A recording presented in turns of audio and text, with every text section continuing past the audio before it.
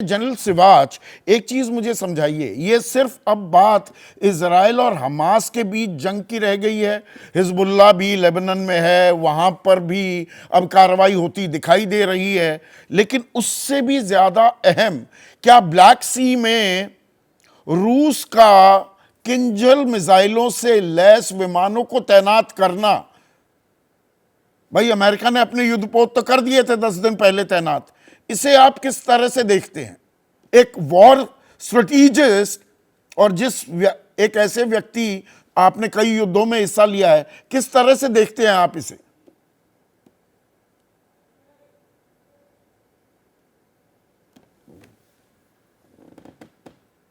हाँ बिल्कुल।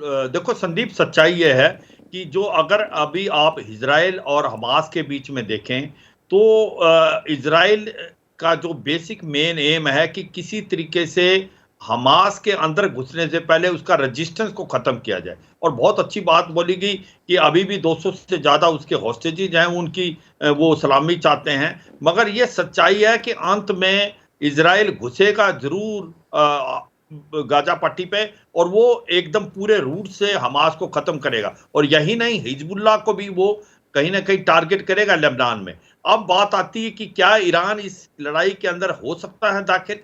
मुझे लगता नहीं कि ईरान कैसे करने की कोशिश तो करेगा, मगर अमेरिका ने अपने जो 2 एयरक्राफ्ट कैरियर ग्रुप और मेडिटेरियन सी में लगा दिए हैं, कम से कम 25 के करीब शिप्स हैं, 15,000 से ज्यादा उसके जवान हैं। तो मुझे लगता नहीं कि ईरान इस लड़ाई के अंदर मैं ईरान का सवाल नहीं पूछ रहा था कर पाएगा। जनरल सिवाच, मैं ईरान की बात नहीं कर रहा था। एक मिनट सर, मैं रूस से संबंधित सवाल पूछा। ब्लैक सी में किंजल मिसाइलों से लैस विमानों की तैनाती के मायने क्या हैं?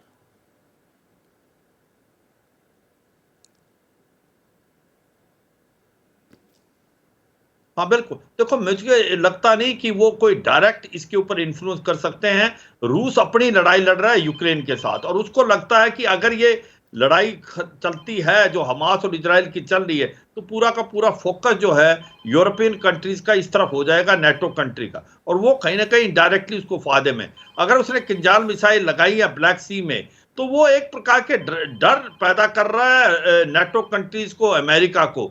मगर वो ये सोचे कि इस लड़ाई में कोई इन्फ्लुएंस कर सकता है, मुझे नहीं लगता कि रूस इस लड़ाई में कोई इन्फ्लुएंस डायरेक्टली कर सकता है। रूस को थोड़ा फायदा है, ये लड़ाई होती है तो कहीं ना कहीं प्रेशर हटेगा, यूक्रेन को जो मदद दी जा रही है नेटो कंट्री से उसमें कमी आएगी। और इसी प्रकार से चीन को बड़ा फायदा है, क्योंकि चीन को लगता है कि जिस प्रकार से भारत इसका जल्द अंत होता दिख रहा है आपको जनरल सिवाच? के ऊपर एक चैलेंज था, इस जंग का जल्द अंत होता दिख रहा है आपको?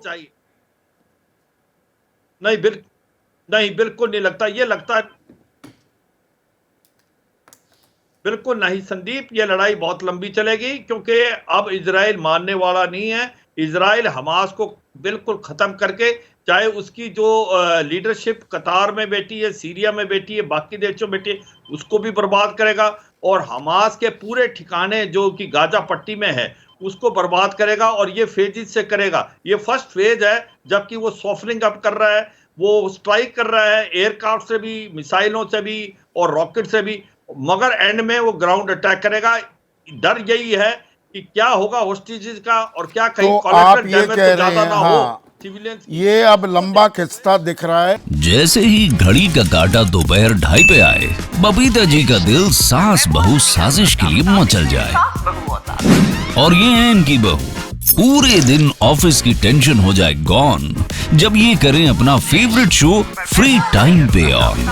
इनकी तरह आप भी देखिए अपना फेवरेट शो अपने टाइम पर, और डाउनलोड कीजिए एबीपी लाइव ऐप अपने स्मार्ट टीवी पर।